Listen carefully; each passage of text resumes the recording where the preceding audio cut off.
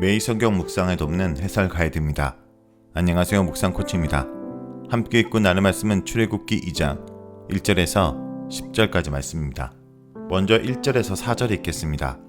레위 가족 중 한 사람이 가서 레위 여자에게 장가들어 그 여자가 임신하여 아들을 낳으니 그가 잘생긴 것을 보고 3달 동안 그를 숨겼으나 더 숨길 수 없게 되매 그를 위하여 갈대 상자를 가져다가 엽청과 나무진을 칠하고 아기를 거기 담아 나일 강가 갈대 사이에 두고 그의 누이가 어떻게 되는지를 알려고 멀리 섰더니 애굽인의 위협이 될 정도로 번성하고 강력하게 된 민족이 된 이스라엘은 이제 왕으로부터 그들 가정에 새로 태어나는 사내 아기를 스스로 나일강에 던지라는 명령을 받았습니다. 왕의 단호한 이 명령 아래 수많은 히브리 사내 아기들이 나일강에 침수되었습니다. 그러나 히브리 가정에는 새 아기들이 계속 태어나고 있었습니다. 출애굽기 2장은 이런 상황 속에서 태어난 아기 모세의 출생을 소개합니다. 죽음이 예견된 상황 속에서 태어났지만 놀랍게도 이 아기는 생명을 지속하게 될 것이며 이 아기의 출생은 앞으로 이스라엘을 애굽에서 탈출시키려는 하나님의 큰 계획을 이루는데 직접적으로 연결될 것입니다. 이 아기의 부모는 야곱의 한 아들인 레이의 후손들 중 아므람과 요게벳입니다. 태어난 아기가 누구의 후손인지를 밝히는 것은 성경에서 흔히 찾아볼 수 있으나 이 아이 부모가 레이의 후손이란 것은 특별합니다. 이 레이 지파 사람들이 머지않아 하나님의 성막에서 제사장과 함께 예배를 도울 자들로 선택되는 자들이 될 예정이기 때문입니다. 또한 이 가정에는 가나안 아기 외에 미리암이라는 딸과 아론이라는 아들이 있었습니다. 하나님이 친히 말씀하셨듯이 이 자녀들 또한 모세와 함께 하나님의 계획 아래 이스라엘을 속량하는 데 힘쓸 지도자로서 이스라엘 백성에게 보냄을 받은 자들이 될 것입니다. 이와 같이 하나님의 이스라엘 구속 계획에는 모세의 가족이 이미 준비되어 있었습니다. 여느 아기가 다 그렇듯 이 아기도 그를 낳은 어머니 요게벳의 눈에 잘나고 좋아 보였습니다. 잘생겼다라고 번역된 단어는 히브리어로 토브인데 이 단어는 창세기 1장에서 하나님이 창조물을 바라보며 좋았다라고 말씀하실 때 반복적으로 7차례나 사용되었던 단어입니다. 여기서 좋았다라는 말은 하나님의 창조물에 대한 만족과 기쁨과 사랑을 표현합니다. 이처럼 요게벳도 자신의 갓 태어난 아들에 대한 애정과 기쁨이 가득했다는 의미로 볼 수 있습니다. 그런 아기를 나일강에 빠뜨릴 생각을 하니 요게벳은 아들을 향한 안타까운 마음이 사무쳐 애굽 왕의 공식 명령을 어기고 3개월 동안 아기를 숨겼습니다. 설령 태어난 아들을 바로 나일강에 놓아 죽도록 두는 부모라고 해도 어찌 그 아들에 대한 사랑이 크지 않았겠습니까? 다만 타국에서 노예 신분으로서 왕의 명령을 거역한다는 것은 자신만이 아닌 가족과 친족들, 다른 여러 사람들에게까지 재앙이 미칠 수 있는 일이므로 이스라엘 부모들은 애굽 왕의 명령을 따를 수밖에 없었을 것입니다.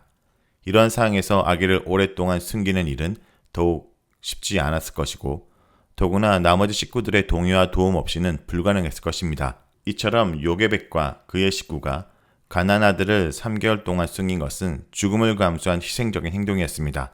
히브리서 저자는 이것을 모세의 부모가 아기를 숨긴 행동이 믿음에서 비롯되었다고 평가했습니다. 태어난 지 3개월이 지나 아기의 목소리가 커져 더 이상 그 아기가 딸이 아닌 아들임을 감출 길이 없게 되었을 때 요게벳은 아기를 나일강에 던지지 않았습니다. 그 대신 갈대 상자에 역청과 진을 칠해 물이 스며들지 않게 하고 아기를 그 안에 뉘었습니다. 그리고 그 아기를 나일강과 갈대 사이에 두었습니다. 아기를 포기하고 나일강에 버리는 대신 그 아기를 갈대 상자에 넣어 나일 강변에 둔 요게벳의 행동은 그의 아들이 애굽인 중 누군가의 눈에 띄어 불쌍히 여김을 받아 목숨을 건지기를 바라는 마음에서 비롯되었음을 알 수 있습니다. 또한 모세의 누인 미리암이 그 아기에게 어떤 일이 일어난지를 알기 위해 멀찌감치 떨어져 그 상자를 주시하고 있었습니다. 다음은 5절에서 7절 읽겠습니다. 바로의 딸이 목욕하러 나일강으로 내려오고 시녀들은 나일 강가를 거닐 때 그가 갈대 사이에 상자를 보고 시녀를 보내어 가져다가 열고 그 아기를 보니 아기가 우는지라 그가 그를 불쌍히 여겨 이르되 이는 히브리 사람의 아기로다. 그의 누이가 바로의 딸에게 이르되 내가 가서 당신을 위하여 히브리 여인 중에서 유모를 불러다가 이 아기에게 젖을 먹이게 하리까. 모세가 당긴 갈대 상자는 노아의 방주를 연상시켜 우리로 하여금 구원을 기대하게 만듭니다. 특별히 히브리어로 갈대 상자는 방주와 같은 단어인 테바입니다. 하나님은 죄악이 간영한 땅을 홍수로 멸하기 전에 노아와 그의 식구를 구원하기 위해 방주를 만들라고 하셨습니다. 이 명령에 순종하여 노아는 방주를 만들었고 그 결과 큰 홍수 속에서 생명을 보존할 수 있었습니다. 이제 모세의 부모는 이기적이고 무자비한 애굽 왕의 정책 속에서도 자신들의 아들을 3개월 동안 숨겨왔고 더 이상 숨길 수가 없자 아들이 나일강의 물에서 살아나기를 기대하며 갈대 상자에 아들을 넣었습니다.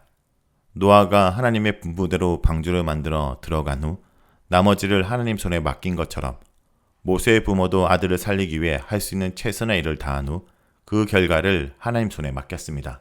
하나님은 이 아이를 어떻게 인도하셨을까요? 뜻밖에도 하나님은 나일강의 강가 갈대 수풀에 놓인 갈대 상자가 애굽 왕 바로의 딸의 눈에 띄도록 하셨습니다. 공주는 때마침 나일강에 목욕하러 왔다가 갈대 사이에 있는 상자를 보고 시녀들에게 상자를 가져오라고 명합니다. 그 상자 안에는 울고 있는 아기가 있었고 공주는 그 아기가 히브리 사람 아기인 것을 바로 알아차렸습니다. 그렇지만 이 아이를 보자 불쌍한 마음이 들었습니다.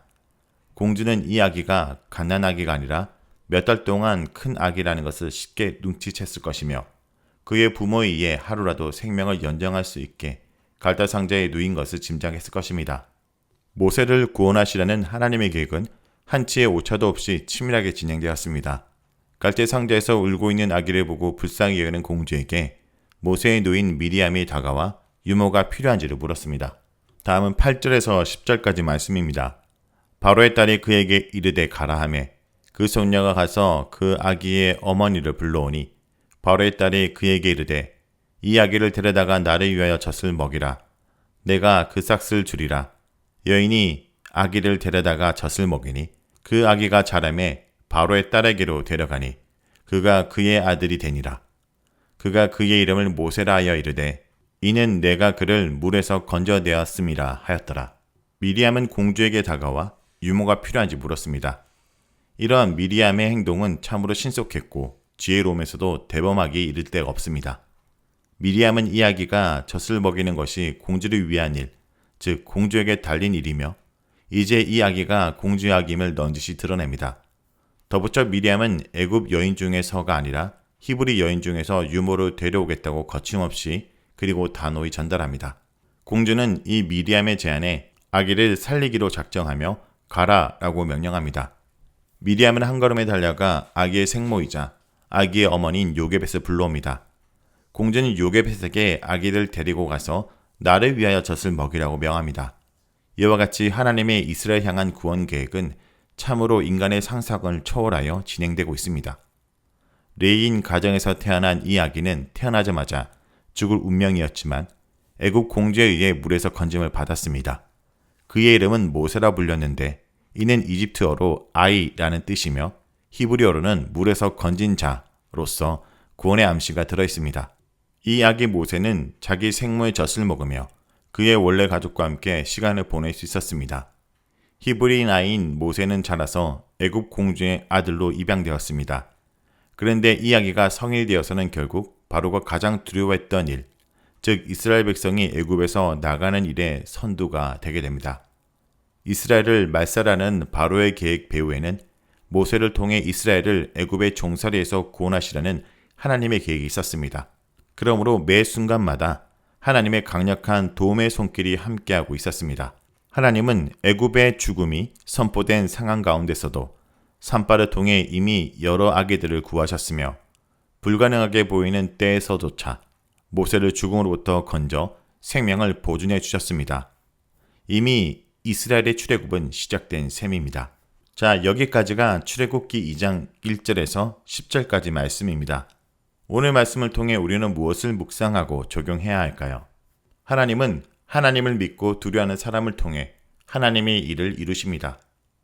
모세의 부모인 아브라함과 요게벳은 바로보다 하나님을 더 두려워하였기에 모든 사내 아이들이 나일강에 던지라는 바로의 명령을 거역하고 아들을 숨겨 키웁니다. 이들은 사방으로 두려움이 옥지어오는 상황 속에서도 믿음의 눈으로 아들을 본 것입니다. 이 믿음이 하나님의 일꾼인 모세를 살렸습니다. 성도 여러분, 하나님을 믿고 두려워한 사람들을 하나님은 하나님 때 하나님의 방식으로 사용하십니다. 오늘 하루도 여러분이 어디 있든지 하나님을 바라보며 사람을 죽이려는 세상 속에서도 사람을 살리는 일에 힘쓰는 주의 백성들이 되길 간절히 기도드립니다.